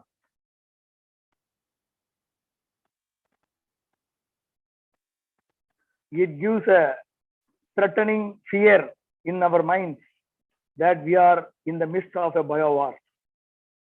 The similar way, the cyber war is going to be the next war. So these are the two wars. There won't be any atomic war. There won't be any electronic warfare. There won't be any war through missiles or flights. But these are the two wars which are going to face the world. These are the two wars which is going to threaten the existence of the very existence of the humanity.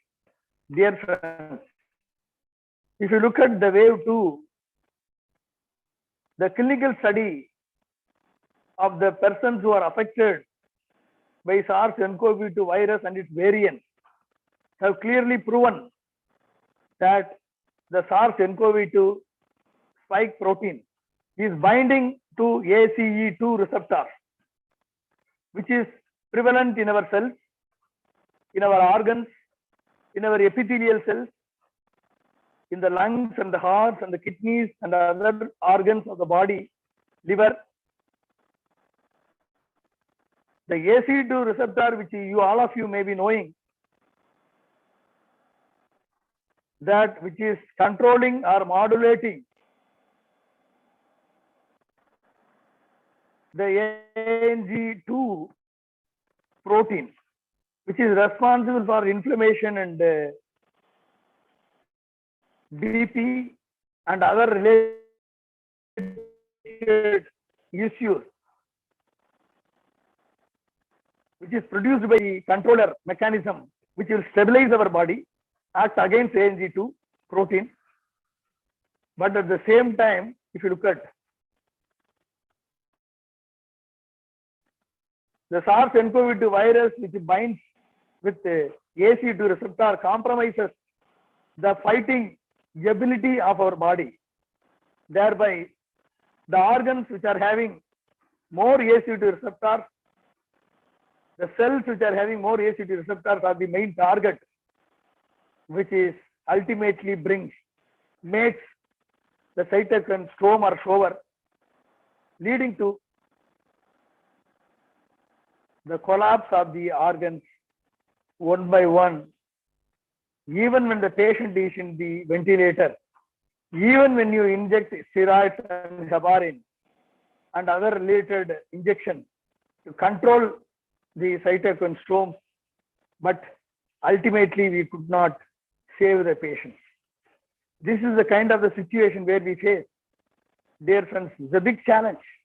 How a spike 2 protein could able to compromise on ACE2 receptor, which is prevalent across the body, and able to remove or able to eliminate the people who are weak in their body, in their immune system. Whether it is an engineered virus or it is a natural virus, which is yet to be determined. So the bio war making the entire humanity suffer. the biowar is threatening the existence, the very existence of the humanity. A virus which has no life is able to take variants, is able to mutate and become multiple variants to avoid the vaccine, to avoid the antiviral drugs. A single cell bacteria who is able to survive the antibiotics, a multi-cell fungus who is able to take another variant and able to survive. That means a virus or a bacteria who have no life, a single cell guy, a multicellular fungus is able to survive, is able to mutate against all the medicines, all the vaccines, all the antiviral, antibacterial, antifungal drugs. If such a scenario existing and we are facing today, think about a human being who have sixth sense, knowledge. We should be in a position to fight the biowar. We should be in a position to challenge the virus mutation. We should be in a position to challenge with our own knowledge, with our own creativity, with our own indomitable spirit. That is the purpose of life.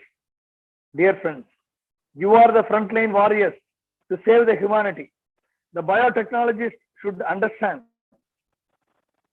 until unless your population is multiplied, until unless your research is targeted research, until unless your research benefits the humanity, it is going to be of no use to anybody. So, dear friends, the challenge in medicine, the challenge in agriculture, the challenge in environment, these are the three major challenges which a biotechnologist should envision to contribute better, make the quality of life better. Your population going to multiply, need to multiply.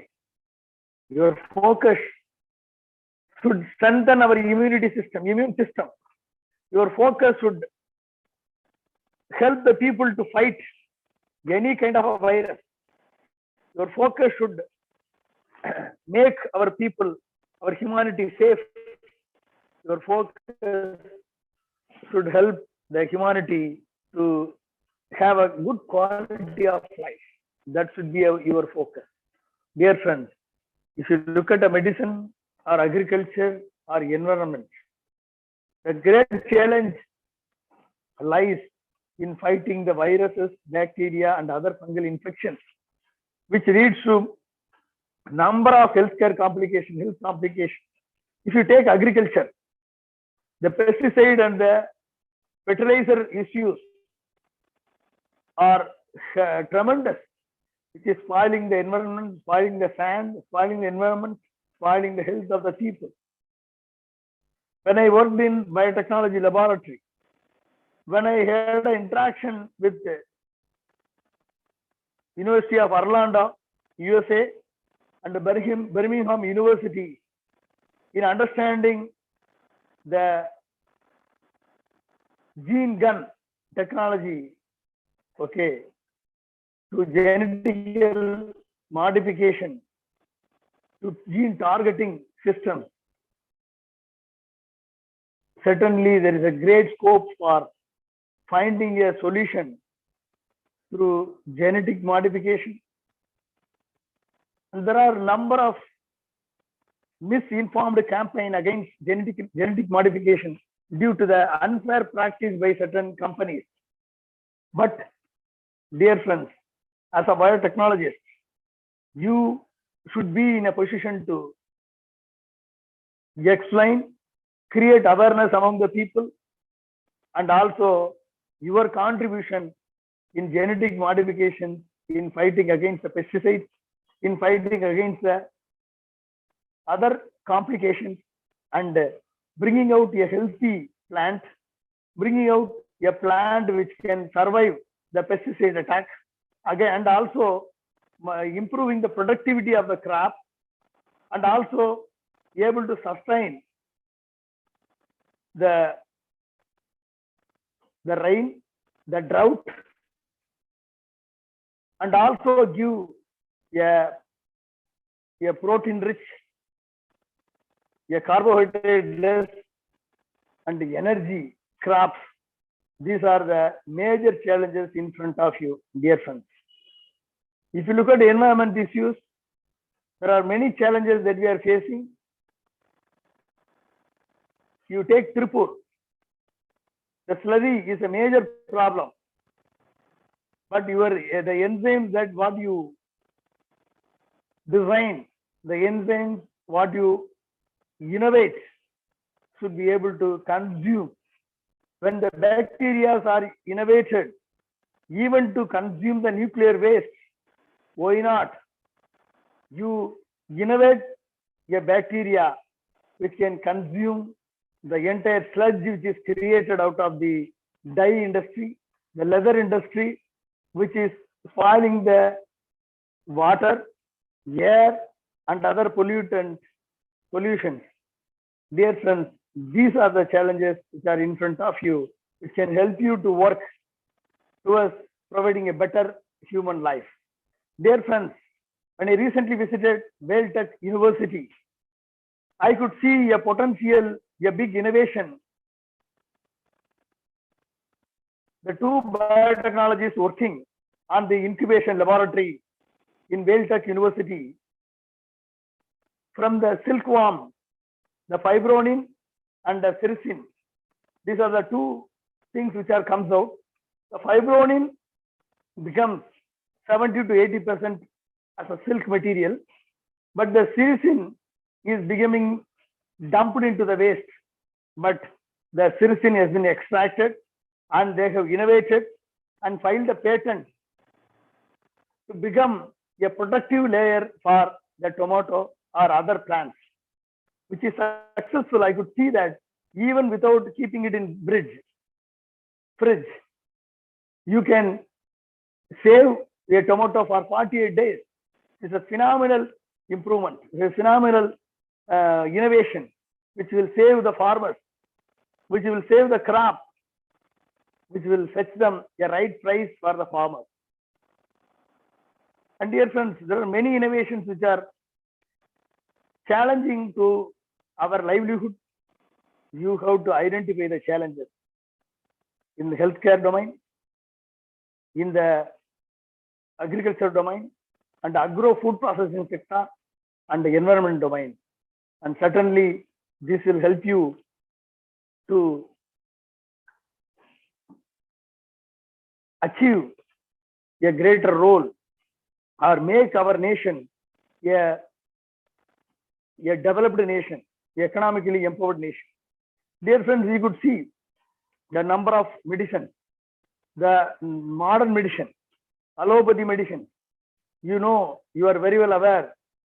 If you have to go through phase 1, phase 2, phase 4, phase 3, phase 4 trial, apart from the in vitro and in vivo studies from the beginning, to get one drug out of one molecule from a synthetic molecule, you have to have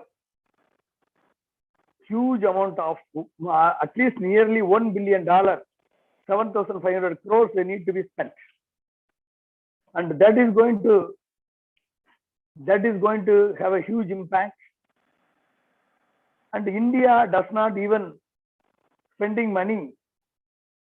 India has not produced enough molecule to drug in the modern medicine, where the entire 20% of the population lives in India, but we do not have a modern medicine considerably, significantly notable.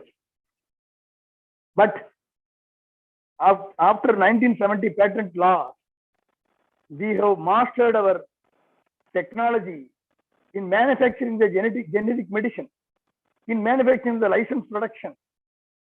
But today our pharma market potential is $38 billion. For 2030, it is going to be $100 billion. But unless when medicines are formed from a single synthetic molecule.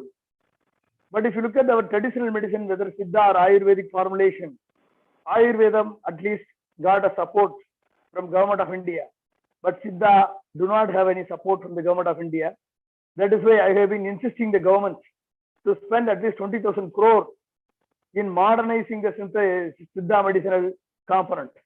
If you look at number of researchers are working in Dr. MGR Medical University, in IIT, in other universities across the world like South Korea, identifying a molecule from the herbs which is docking to many of the components of the virus, which is having completely docking. Based on the docking studies, the many potential molecules are getting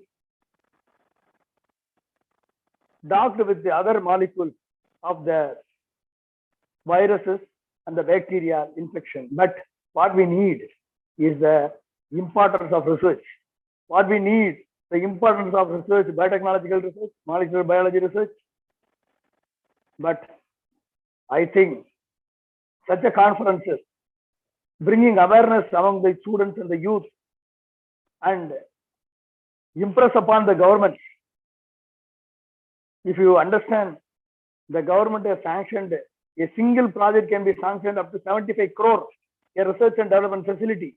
But you should be empowered.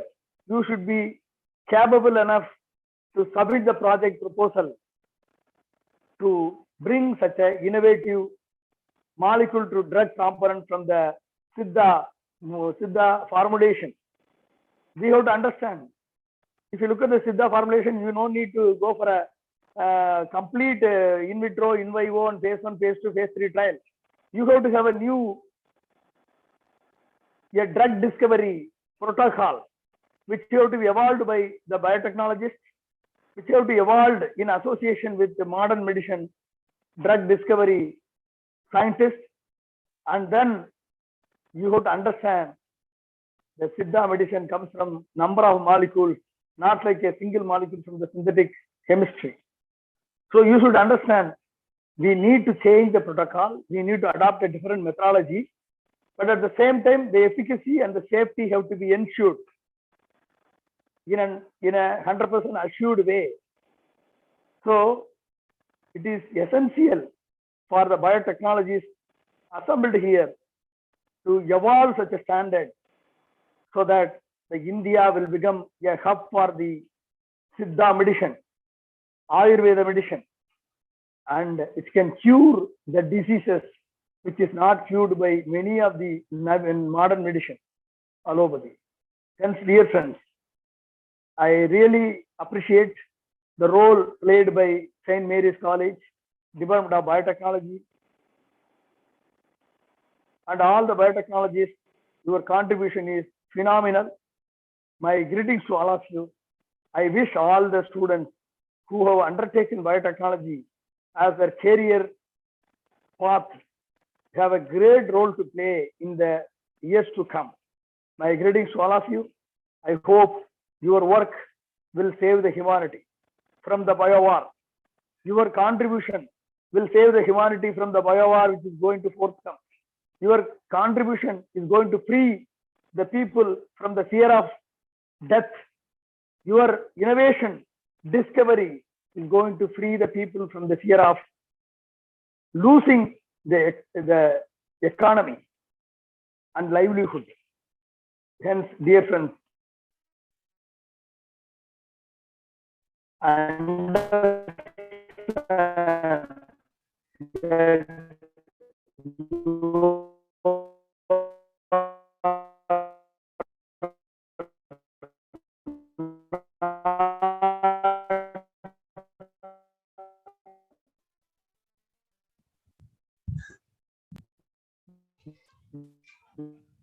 Excuse me, sir. Sir, your voice is dragging, sir.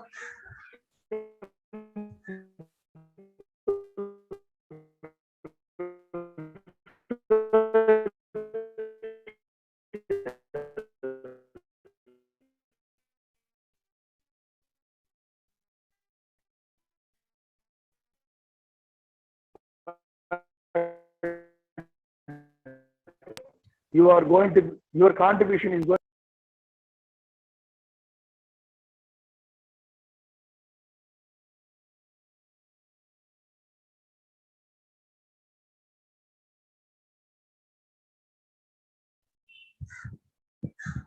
Excuse me, sir.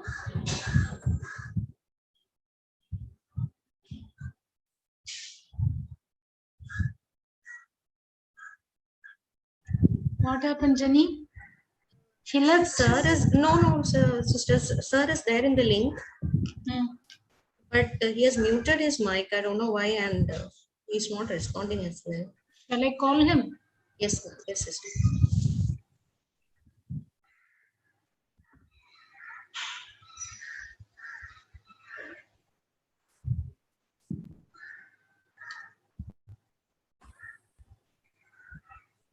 Hello.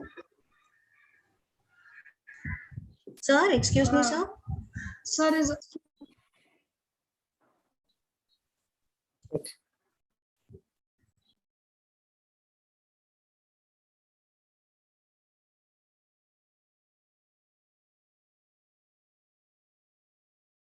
Sir, you are not audible. Sir, Can you hear me? Can you hear me? Now okay, sir. Yeah. Okay. Yeah, I finished my lecture, my well-written session address. Yes, sir. Jenny? Sister? I think he finished. Okay, sister. So, shall I move on to the formal vote of thanks, sister? Yes, nice. Thank you so much, sir, for your apt and knowledgeable valedictory address. Thank you so much, sir. It was very enlightening. Thank you. Thank you. Shall I leave? So, sir, kindly Sir, wait 1 for minute, the sir, 1 vote minute. of thanks, sir. Yeah. Thank you. Okay.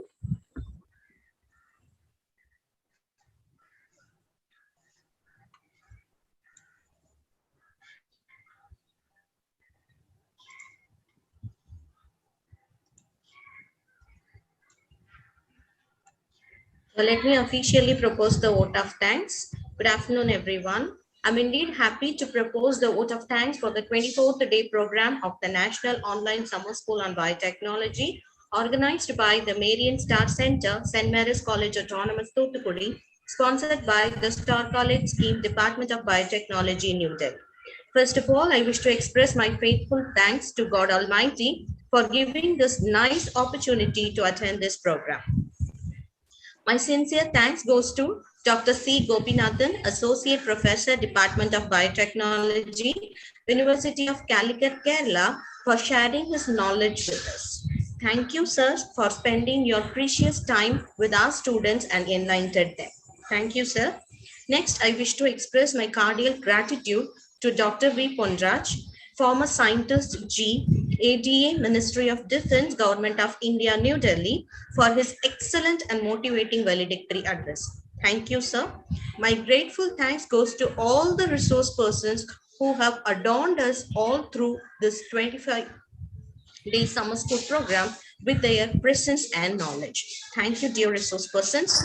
I express my heartfelt thanks to our secretary, Reverend Sister Flora Mary, our principal, Reverend Sister Dr. A.S.J. Lucia Rose, Deputy Principal, Dr. Sister Kulandai Teres, and the heads of various departments for their constant help. My deep gratitude goes to Reverend Sister Dr. Arogya Genesius Alphonse, overall coordinator of the Star College scheme, for her inspiration in arranging this program. My sincere thanks goes to the organizing committee, technical team for their untiring service towards this program. Last but not least, I wish to express my deep sense of gratitude to the student friends. Without them, this program is not possible. Once again, I thank you one and all.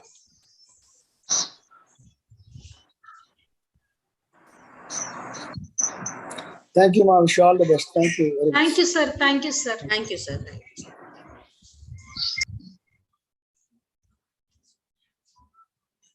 Dear participants, we have some important announcement for you, so kindly pay attention. The mark percentage of you will be calculated in the following format. The quiz will be consolidated for 70 marks and the 3 assignments will be calculated for 30 marks. So you will be evaluated for a total of 100 marks. The quiz links have been already closed, so it will not be opened once again. The distribution of certificates will start only after 10 days. So kindly stay calm. Also, do not leave the WhatsApp group or the Google Classroom till you receive your certificates.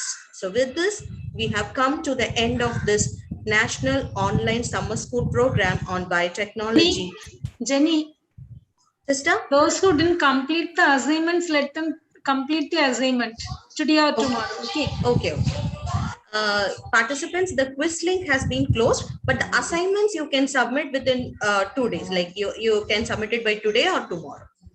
Okay, so that is open, but the quiz link has been closed already. So thank you so much for your kind cooperation in completing this online program. Thank you so much. If you have any queries, you can ask.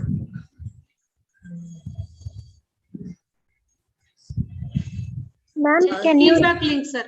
Jenny, feedback link. Ma'am, sister, I don't have the link. Don't you have? Okay, okay, Shamali. I have posted it. I posted it. Tell. Sister, the question is that whether it will be posted, like we'll be providing with the soft copy only, no, sister, the certificate? Yes, yes, ma'am. Yes, only soft copy. Okay. Dear participant, you will be receiving your e-certificate. Ma'am? Yeah? Ma'am, can you repeat the marks distribution again? Yeah, sure. The quiz which you have written will be consolidated for 70 marks. And we have provided you with the 3 assignments. So that will be 30 marks. So 70 plus 30 will be evaluated for 100 marks. Okay, ma'am. Thank you. Okay. Okay. Then you will receive your certificate only after 10 days. Jenny, you can continue. You finish. Okay, okay, sir. Dear participants, you will be receiving your certificates only after 10 days. So kindly do not leave the WhatsApp group or the Google Classroom. Okay. Sister, is that all? Or anything else we are supposed to tell? Yes, ma. Yes, ma. Yes, ma. Okay. Okay. Any ma'am, just kindly instruct them that the feedback link is being posted into the chat. Okay. Dear participants, the feedback link has been posted in the chat box. Kindly fill this out. If you have filled, you can leave this forum. Thank you so much for your kind cooperation throughout these days. So with this, we have come to the end. Thank you.